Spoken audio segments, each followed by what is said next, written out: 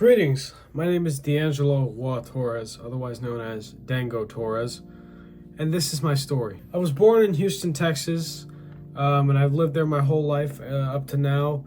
I grew up with mostly my dad's side of the family, although I had several family divisions growing up as a child. I didn't really have a very, very nice childhood growing up. I was in and out of homelessness. I didn't go to very good schools. I got beat up a lot. I got bullied a lot. And a lot of that taught me how cruel the world is. But, when I was about 11 years old, I discovered music and I fell in love with it deeply, from the likes of the Beatles or Queen. Those are some of my early bands that I fell in love with. I decided to pick up instruments. Initially, I decided to sing. Then I tried to pick up the piano and it never really worked out. Although I came back to it later after I started playing the guitar, which is what I started practicing like hell during the pandemic years, and I fell in love with it. I fell in love with guitar music in general, classic rock. That was my whole niche during my early teen years, and that was sort of my passion and my escape, during the pandemic. But 6 months after I started playing guitar, I had a traumatic brain injury, a TBI, and that put me in a coma for just about 2 weeks. I cracked my skull, right side of my head, and they had to surgically remove that to relieve the pressure in my brain, otherwise it was going to kill me. And so I was in a coma for 2 weeks, but I woke up from that coma in the ICU, and one of the first questions I asked the day nurse was, where's the guitar that I can play? And so I started playing guitar nonstop. I started learning all my old songs, all my old licks again, and I continued on that journey, although my coordination in my hand was kind of screwed up a little bit because waking up from a coma, my muscles weren't nearly as strong in my hand as they should have been, nor was any other muscle in my body. I had to relearn to walk. I had to relearn to do everything, and that was sort of a second chance at life that I was given. When I woke up from that brain injury, when I woke up from that coma rather, that was my second chance at life, and I thank God that he gave me that, because I wouldn't be here talking to you guys if it weren't for that second chance that I was given. So I was in a bit of a bad situation with that brain injury.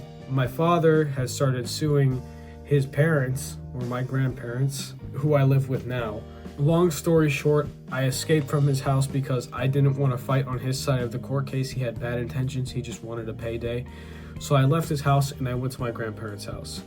And I fought those two court cases. One of them was a civil lawsuit that my dad filed. The other one was a custody case that my grandparents filed in return.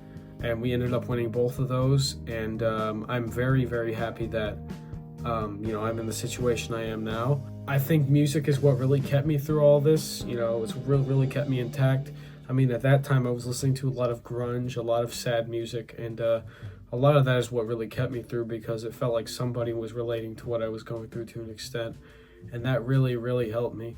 About 9 months after the brain injury, I found out that my skull was actually growing back. So in about April of 2022, I had a CT scan, and I went a few months later after that CT scan to go see my neurosurgeon, and he showed me the pictures that this part of my skull was growing back and had been 75% grown back within the first half year, a little bit over half a year, since the injury. And that was an insanely revolutionary point. He said in his 20 years of neurosurgery, he had never seen something like this.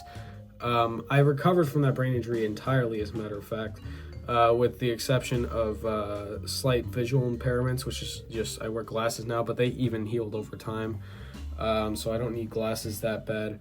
But I had no brain damage. I had no physical damage. I'm not wheelchair bound, although I was in a wheelchair initially and then in a walker, and then I was walking on my own. And so that sort of gave me inspiration to write an album about the brain injury. I didn't know how I was going to do it. I didn't know what I was going to do it with, but that's what I decided to do. And so I started writing my own music, and I think it was right after Christmas of 2022, I got a Focusrite Scarlett 2i2.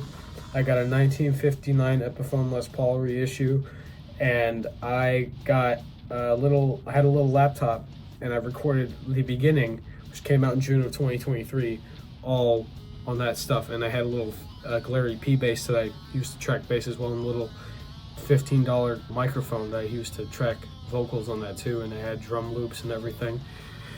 And that was my first album. You know, it wasn't the best. Doesn't sound good in my ears, but I recently remixed it. So if you want to listen to a more tolerable version of it on all streaming platforms, including on here on YouTube, you can. You know, that was my first album, and I love it. It was a very, very accurate representation of the time that I was living in, of the time that I was writing about.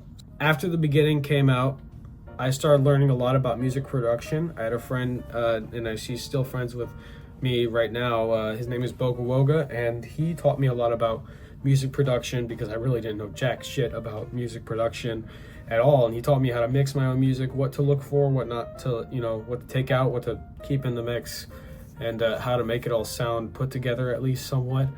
And so after I released TBI, which is the last album that I didn't mix, by the way, it sounded a lot better than The Beginning. I'll give it that. That's mostly because I used a better guitar tone and I had clearer vocal takes as well with a better microphone.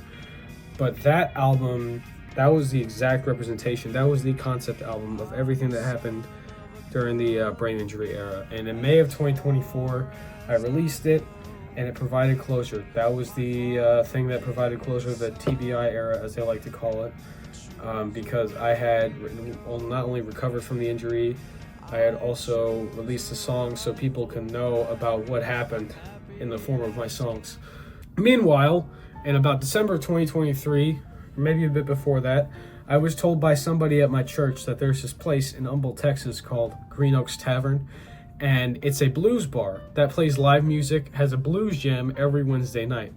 And I was told that there were so many great musicians there. There was this kid named Colin who's like 14 years old that I've played with before, and he's a freaking crazy drummer.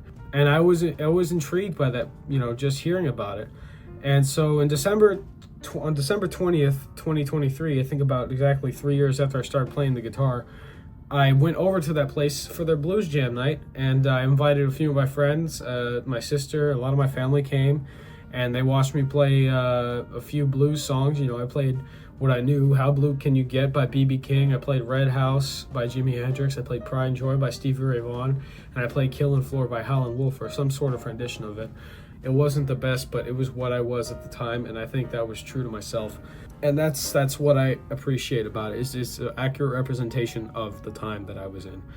And I had fallen in love with the blues after discovering that place. I wanted to do nothing else but play the blues. Now, don't get me wrong, metal had stayed a part of my musical interest, but it was very, very subtle. It actually kind of fades away. I'd say recently it faded away a little bit, but I still have some metal songs that are going to come out on my next album that comes out November 7th of this year. I started in November of 2023 to record demos for that album, which is called Times of Trouble. And by last March, actually, I had everything put together. I had everything recorded, written, recorded, and mixed and put together very nicely. All I needed to do was find a mastering engineer for it. Enter Roger Taus, who is also a bassist that I met at Green Oaks Tavern, who plays there every other Wednesday night. And he's a legend. He's been in the music scene for decades, like 50 years or something like that, and he's a really good producer, a really good musician overall. And so he mastered that album. I went over to his studio in Missouri City, Texas, called Bong Island Sound Studios, and we had the album mastered in about 2 hours. And I remember Roger played for my band Amiscus way back in June of 2024, and I remember him telling me at rehearsals, "Where did you record your album?" I said, "I recorded it in my bedroom." He said, "Yeah, it sounds like it." And that was an insult. That wasn't anything to be proud of. I initially shrugged that off. But he told me, you need to get better at production. And so that's what I did after I released TBI. I started learning how to mix a lot more. And, Boga Woga was a constant reference. I'd always ask him, "Hey, man, what do you think of this mix? What do you think of this? What do you think of that?" He'd always tell me what was wrong with it. And I would try and do something to fix it to the best of my ability. I mean, again, I wasn't spending much money on plugins, much equipment. I was using Reaper for a DAW, and I was still using my Focusrite and using my Boss Katana amp, which I still have today, direct into my desktop computer that I spent $1,000 building. And I tried to piece together somewhat of an album. Eventually, I bought some mixing headphones, and I started paying attention a lot more to everything in the mix, where everything fit and how everything sounded. And I think this next album that I have coming out might be one of the greatest things I've recorded ever. Definitely the greatest album I've recorded as far as technical proficiency and as far as creativity goes.